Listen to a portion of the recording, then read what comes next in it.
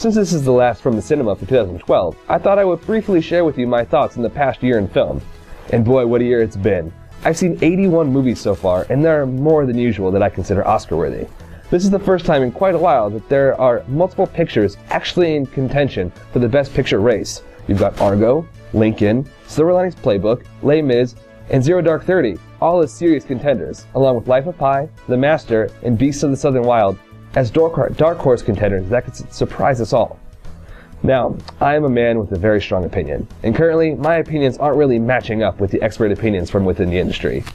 I have compiled my own top 10 list. Now let me be clear, this is not my Oscar prediction list.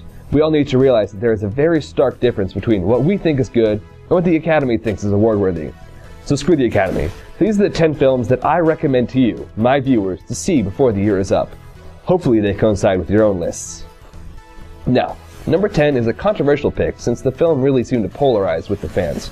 Ridley Scott's Prometheus was a sort of but not really prequel to his revolutionary Alien franchise. And I'm talking about Alien and Aliens, not Alien 3 or Alien Resurrection or Alien vs. Predator. But I digress. Prometheus was epic in scope, in visuals, and ambition. I'm willing to let some minor plot holes or story inadequacies slip since this is, after all, a science fiction film. Sometimes the suspension from reality is a nice break compared to real life, especially during final season. Now number 9 is Safety Not Guaranteed, starring my hipster crush, Aubrey Plaza. After becoming a standout player in the overloaded comedic cast of NBC's Parks and Recreation, I was anxious to see Miss Plaza in a different setting. Her deadpan delivery and puppy dog eyes once again captured my attention, as well as my heart, in this sweet film alongside the ever-creative force of Mark Duplass. Number 8 is another one of those either you loved it or you hated it kind of film experiences. Needless to say, I loved Cloud Atlas. And what an experience this almost 3-hour epic turned out to be. Combining 6 different storylines into one film, with the same actors playing multiple different parts in different storylines, seemed like a ridiculous notion at first. But then I saw it and I was amazed by the sheer storytelling abilities the film conveyed, and I was sold. Number 7 is Silver Linings Playbook, a definite crowd pleaser. Who thought that you could take a bipolar man and a depressed woman, have them fall in love, and get one of the funniest movies of the year? But let me tell you, no punches were pulled when it came to the mental illnesses. The film really worked because it was not afraid to go there, and it did. Number 6 is definitely a filmmaker's film, through and through. Seven Psychopaths is about an alcoholic screenwriter who is having trouble writing his newest movie, also called Seven Psychopaths.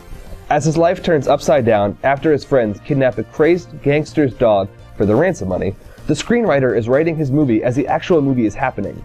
Filled with some out-of-control performances, this violent and dark comedy will have you laughing out of the theater, but only if you can keep up with the self-referential tale of 7 psychopaths.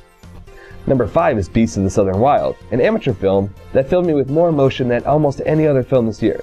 It follows the story of a 6-year-old girl and her abusive alcoholic father in a Hurricane Katrina-type situation in the marshes of New Orleans. Through much struggle and the girl's alienated perception of modern-day living in America, this fantasy story is about the strengths you can find inside yourself when life deals you a bad hand. Quvenzhané Wallis may also turn out to be the youngest female ever nominated for the Best Actress Award at 5 years old, since her performance has been the main praise for the film. Now number 4 is Ben Affleck's Argo, which is based on the 1979 Iranian hostage crisis. I found it very impressive that even though I already knew what was going to happen, I was constantly on the edge of my seat. Affleck truly crafted a real thriller out of what could have been a real snooze fest. Number 3 is Cabin in the Woods, Joss Whedon and Drew Goddard's love letter to the slasher horror subgenre.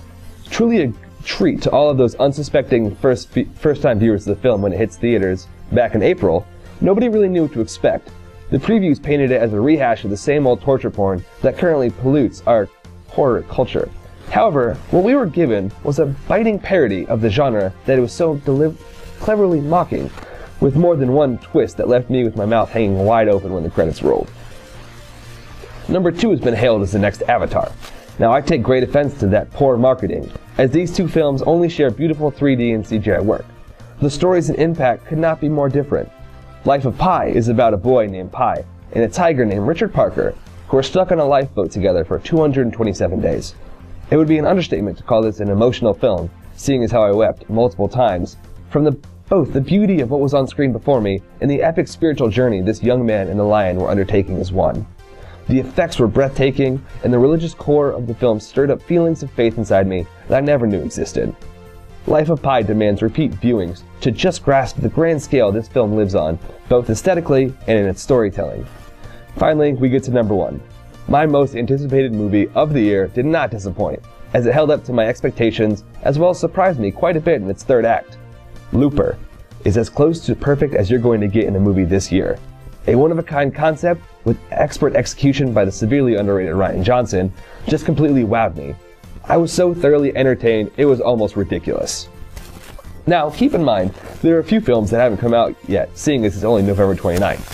Films still to come are Hitchcock, Killing Them Softly, The Hobbit, Zero Dark 30, This Is 40, Les Mis, and Django Unchained. Any of these have the potential to make it onto my top 10 list, so keep your eyes open for any listings in your local cinema and see them for yourselves. Now, no matter what you decide to watch this weekend, I can guarantee that you will always have a good time in the Johnson Center Cinema. Hopefully we will have some of these films from my top 10 playing next semester. But until then, thanks for tuning in, and have a great night. See you next semester.